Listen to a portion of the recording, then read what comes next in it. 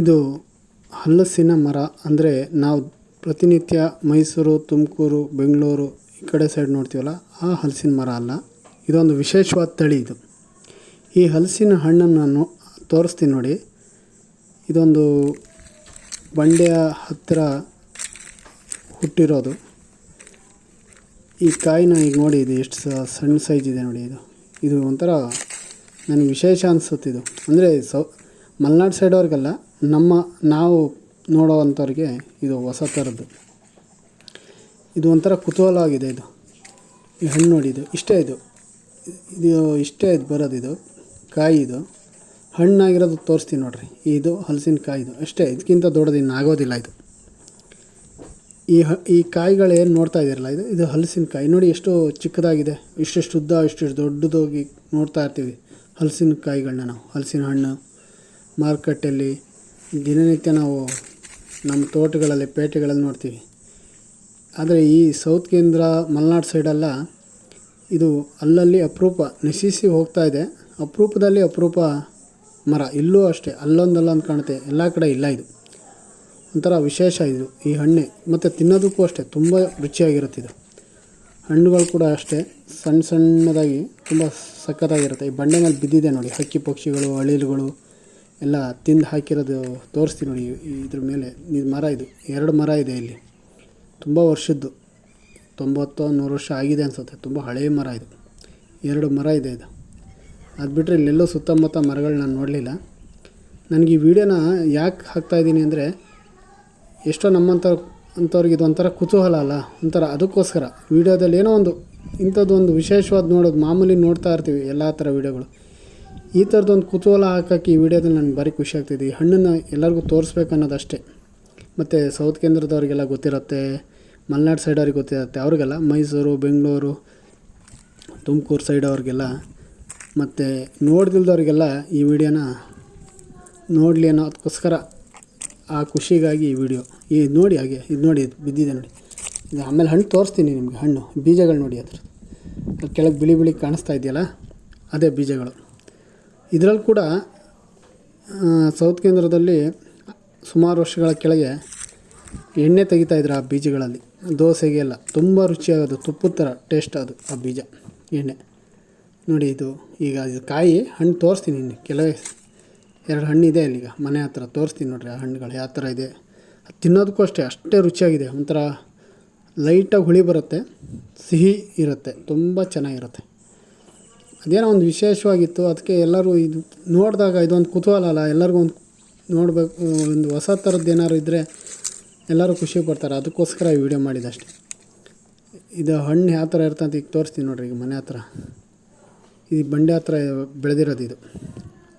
ಈ ಮರ ಭಾರಿ ಅಪರೂಪ ಮಾತ್ರ. ಇದು ಕಾಯಿ ಅಷ್ಟೇ, ಹಣ್ಣು ತೋರಿಸ್ತೀನಿ ನೋಡ್ರಿ. ಈಗ 2 ಮರ ಇದೆ. ಈ 2 ಮರ ಯಾವ ಪುಣ್ಯಾತ್ಮರು ಹಾಕಿದ್ದೋ ಅಥವಾ ಹಕ್ಕಿ ಪಕ್ಷಿಗಳು ತಿಂದು ಅದು ಬಿದ್ದು ಬೆಳೆದಿರೋದೋ ಗೊತ್ತಿಲ್ಲ. ಆದರೆ 2 ಮರ, ಇನ್ನೆಲ್ಲೂ ನೋಡಿ. ಇದೆ ಹಣ್ಣು ನೋಡಿ, ಎಷ್ಟು ಕಲರ್ ಆಗಿದೆ ನೋಡಿ. ಅದು ಬಿಡಿಸ್ತಾರೆ ನೋಡಿ. ಈಗ ಹಣ್ಣು ಬಿಡಿಸ್ತಾರೆ ನೋಡ್ರಿ. ಈಗ ನೋಡಿ ಆ ಹಣ್ಣು ನೋಡಿ ಯಾವ ಥರ ಇದೆ ನೋಡ್ರಿ, ಅದ್ಭುತವಾಗಿದೆ ನೋಡಿ. ಅದು ಹಂಗೆ ನೋಡ್ತಾರೆ, ಅದು ನೋಡೋದೇ ಒಂದು ಕುತೂಹಲ ಅಲ್ಲಿ ನೋಡಿ. ಹಣ್ಣು ನನಗೂ ಅಷ್ಟೇ ಭಾರಿ ಖುಷಿ. ಈ ಹಣ್ಣು ನನಗೆ ವೀಡಿಯೋ ಮಾಡೋಕ್ಕೆ ಒಂದು ಅರ್ಧ ಖುಷಿನೇ ಅದು. ಹಣ್ಣು ಎಲ್ಲರಿಗೂ ತೋರಿಸ್ಬೇಕನ್ನೋದು ಅಷ್ಟೇ ನನ್ನ ಉದ್ದೇಶ. ಹಣ್ಣು ಅಷ್ಟೇ ನಾನು ತಿಂತೀನಿ. ಈಗ ರುಚಿ ತುಂಬ ರುಚಿಯಾಗಿದೆ, ವಿಶೇಷವಾಗಿದೆ ಹಣ್ಣು ನೋಡಿ, ಅದ್ಭುತವಾಗಿದೆ. ಹಾಗೆ ನೋಡಿ, ಆ ಹಣ್ಣುಗಳು ತೊಳೆ ಬಿಡಿಸ್ತಾರೆ ನೋಡ್ರಿ. ಎಷ್ಟು ಯಾವ ಥರ ಗುಂಡಾಗಿ, ಎಷ್ಟು ಚಿಕ್ಕದಾಗಿ, ಅದು ಯಾವ ಥರ ಇದೆ ನೋಡಿ. ಪ್ರಕೃತಿಯ ವಿಶೇಷನೇ ಒಂದು ಆಶ್ಚರ್ಯ. ಅದು ಯಾವ ರೀತಿಯ ಹಣ್ಣುಗಳನ್ನ ಅದು ಪ್ರಭೇದ ಇಟ್ಕೊಂಡಿದೆ ಅನ್ನೋದಕ್ಕೆ ಇದೊಂದು ವಿಡಿಯೋ ಸಾಕ್ಷಿ. ಹಣ್ಣು ಪ್ರಕೃತಿಯಲ್ಲಿ ನಾವು ನೋಡದೇ ಇರೋಂಥ ಎಷ್ಟೋ ವಿಶೇಷಗಳು ಇದೆ ಅನ್ನೋದಕ್ಕೆ ಈ ವಿಡಿಯೋನೂ ಒಂದು. ಮಲೆನಾಡು ಸೈಡವ್ರಿಗೆ ಇದು ಹುಟ್ಟಿದಾಗಿಂದ ಗೊತ್ತಿರುತ್ತೆ, ನಮ್ಮಂಥವ್ರು ನೋಡಿಲ್ದವ್ರಿಗೆ ಇದೊಂದು ವಿಶೇಷನೇ. ಹಣ್ಣು ನೋಡಿ ಎಷ್ಟು ರುಚಿಯಾಗಿದೆ. ಎಲ್ಲರೂ ನೀವು ಕುಂದಾಪುರ ಸೈಡು, ಉಡುಪಿ ಸೈಡು ಆ ಕಡೆ ಎಲ್ಲ ಬಂದಾಗ ನಿಮ್ಮ ಸ್ನೇಹಿತರು ಯಾರು ಇದ್ದರೆ ಅವರಿಗೆ ಕೇಳಿ, ಈ ಹಣ್ಣನ್ನು ಅವ್ರು ಬೇಸಿಗೆ ಟೈಮಲ್ಲಿ ಮಾತ್ರ ಬಿಡುತ್ತಿದ್ದು, ಅವ್ರು ನಿಮಗೆ ಕೊಡ್ತಾರೆ. ನಿಜವಾಗಿ ತುಂಬ ರುಚಿಯಾಗಿದೆ ಹಣ್ಣು ಮಾತ್ರ. ಹಣ್ಣು ನೋಡಿ ಒಳ್ಳೆ ಟೇಸ್ಟ್, ಎಷ್ಟು ಚೆನ್ನಾಗಿದೆ ನೋಡಿ. ಬಿಡ್ದಂಗೆ ತಿಂತಾರೆ ಯಾರು. ಅದನ್ನು ಇಸ್ಕೊಂಡವ್ರು ಒಬ್ಬರು ಕೊಡೋಲ್ಲ. ಸಿಕ್ಕಿದ್ದೆ 2 ಹಣ್ಣಲ್ಲಿ ತುಂಬ ರುಚಿಯಾಗಿದೆ. ನಾನು ತಿಂತೀನಿ ಈಗ. ಎರಡು ನಾನು ತಗೊಂಡು ತಿಂತೀನಿ ಈಗ ತಡ್ರಿ. ಒಳ್ಳೆ ಟೇಸ್ಟ್ ಇದೆ ಇದು. ಹಸುಗಳಂತೂ ಅಯ್ಯೋ ಇದು ಸಿಪ್ಪೆ ಹುಡುಕಿ ತಿಂತ ಮರದಡಿ ಎಲ್ಲರೂ ಈ ಹಣ್ಣು ಬಿದ್ದಿದ್ರೆ ಅವು ಬಿಡ ನೋಡಿ ಹೆಂಗೆ ಅವು ನಾಟಿ ಹಸುಗಳು. ಆ ಕಡೆ ದಕ್ಷಿಣ ಕಡೆ ಸೌತ್ ಕೇಂದ್ರ side, Kundapura side, Udupi side ಎಲ್ಲ ನಾಟಿ ಹಸು ಫೇವ್ರೇಟ್ ಅದು. ತುಂಬ. ಅದು ಕೂಡ ಅಳಿವಿನಂಚಿನಲ್ಲಿರೋ ಪ್ರಭೇದ. ನೋಡಿ ಈಗ ನಾನು ತೊಗೊತಾನೇ ಇದ್ದೀನಿ. ನನಗದು ಟೇಸ್ಟು ಅದು ಈಗ ವಿಡಿಯೋ ಅಲ್ದಿರ ಅಷ್ಟನ್ನು ತಿಂದಾಕ್ಬಿಡ್ತೀನಿ ಈಗ. ಇನ್ನೂ ಒಂದು 4-5 ಹಣ್ಣು ಇದ್ದಿದ್ರೆ ಬೇಕಿತ್ತು ಅನಿಸ್ತೈತೆ ಈಗ. ಅಷ್ಟು ರುಚಿ ಅದು. ಮತ್ತು ನಾವು ಎಲ್ಲೂ ಅದನ್ನು ಹೊರಗಡೆ ನೋಡಲೇ ಇಲ್ಲ. ನಾನೆಲ್ಲೂ ಬೆಂಗಳೂರು, ಮೈಸೂರು ಅಲ್ಲೆಲ್ಲ ಸುತ್ತಿದ್ದೀನಿ. ನಾನಂತೂ ಈ ಹಣ್ಣಂತೂ ಅಲ್ಲೆಲ್ಲೂ ನೋಡಲೇ ಇಲ್ಲ. ನಮ್ಮಂಥವ್ರು ನೋಡಲಿ ಅನ್ನೋದಕ್ಕೋಸ್ಕರ ಈ ವಿಡಿಯೋ ಮಾಡಿದ್ದೀವಿ ಅಷ್ಟೇ. ಮಲೆನಾಡು ಸೈಡವ್ರಿಗೆಲ್ಲ ಮತ್ತು ಸೌತ್ ಕೇಂದ್ರದವ್ರಿಗೆಲ್ಲ ಗೊತ್ತು ಬಿಡಿ, ಅವ್ರಿಗೆ ನಾನು ಹೇಳ್ತಾ ಇಲ್ಲ. ನಾವು ಮೈಸೂರು, ಬೆಂಗಳೂರು ಏನಿದೀವಲ್ಲ ಟೇಸ್ಟ್ ಇತ್ತು. ಅವರೆಲ್ಲ ಇದೊಂದು ವಿಶೇಷ ಎಷ್ಟು ರುಚಿಯಾಗಿದೆ ಅಂದರೆ ತುಂಬ ಅದ್ಭುತವಾಗಿದೆ, ರುಚಿಯಾಗಿದೆ. ಅದು ತಿನ್ನೋಕ್ಕೆ ಒಂದು ಖುಷಿ ಆಯ್ತು ನೋಡ್ರಿ. ಹಣ್ಣು ಹಸುಗಳಂತೂ ಬಿಡ್ರಿ, ಅದಕ್ಕೀಗ ಆ ಸಿಪ್ಪೆ ಒಂದು ಚೂರು ಬಿಡ್ದಂಗೆ ತಿನ್ನಾಕ್ಬಿಡ್ತಾವೆ ಈಗ.